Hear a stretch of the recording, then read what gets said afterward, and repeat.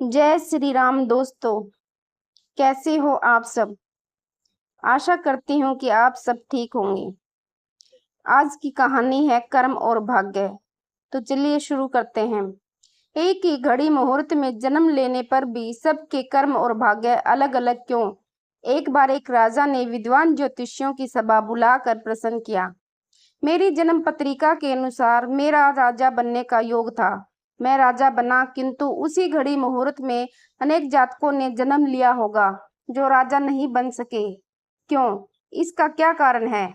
राजा के इस प्रश्न से सब निरुत्तर हो गए। अचानक एक वृद्ध खड़े हुए और बोले, महाराज, आपको यहाँ से कुछ दूर घने जंगल में एक महात्मा मिलेंगे। उनसे आपको उत्तर मिल सकता है। राजा ने घोर जंगल में जाकर देखा कि एक महात्मा आग के ढेर के पास बैठकर अंगार खाने में व्यस्त है।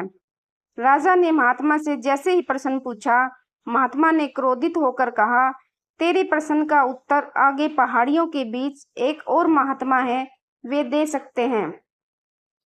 राजा की जिज्ञासा और भी बढ़ गई। पहाड़ी मार्ग पार कर बड़ी कठिनाइयों से राजा दूसरे महात्मा के पास पहुंचा। राजा हक्का बक्का रह गया, क्योंकि दृश्य ही कुछ ऐसा था।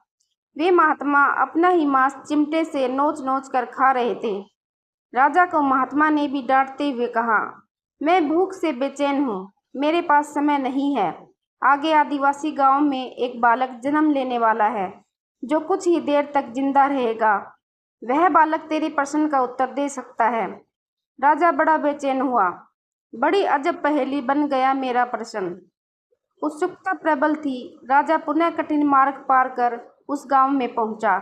गांव में उस दंपति के घर पहुंचकर सारी बात कही। जैसे ही बच्चा पैदा हुआ, दंपति ने नाल सहित बालक राजा के सम्मुख उपस्थित किया। राजा को देखते ही बालक हंसते हुए बोलने लगा, राजन, मेरे पास भी समय नहीं है, किंतु अपना उत्तर सुन लो। तुम, मैं और दोनों महात्मा 7 जन्म पहले चारों भाई राजकुमार थे। एक बार शिकार खेलते खेलते हम जंगल में 3 दिन तक भूखे प्यासे भटकते रहे। अचानक हम चारों भाइयों को आटे की एक पोटली मिली। हमने उसकी 4 बाटी सेंकी। अपनी अपनी बाटी लेकर खाने बैठे ही थे कि भूख प्यास से तड़पते हुए एक महात्मा वहां आ गए। अंगार खाने वाले भैया से उन्होंने कहा, बेटा, मैं 10 दिन से भूखा हूँ, अपनी बाटी में से मुझे भी कुछ दे दो, मुझ पर दया करो, जिससे मेरा भी जीवन बच जाए। इतना सुनते ही भैया गुस्से से भड़क उठे और बोले, तुम्हें दे दूंगा तो मैं क्या खाऊंगा, आग? चलो भागो यहाँ से। वे महात्मा फिर मांस खाने वाले भैया के निकट आए, उनसे भी अपनी बात कही, किंतु उन भैया ने भी महात्मा से गुस्से में आकर कहा कि बड़ी मुश्किल से प्राप्त ये बाटी तुम्हें दे दूंगा तो क्या मैं अपना मांस नोच कर खाऊंगा? भूख से लाचार वे महात्मा मेरे पास भी आए, मुझसे भी बाटी मांगी, किंतु मैंने भी भूख में धैर्य खोकर कहा कि चलो आगे बढ़ो, मैं क्या भूखा मरूं?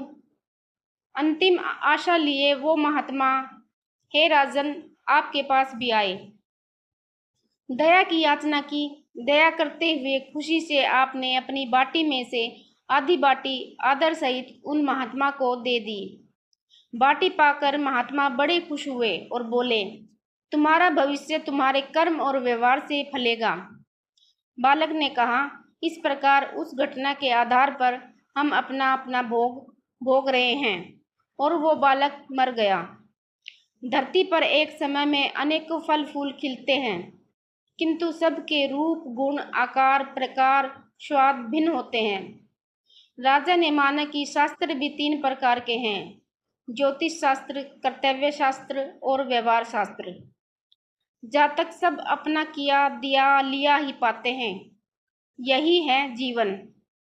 जय श्री राम।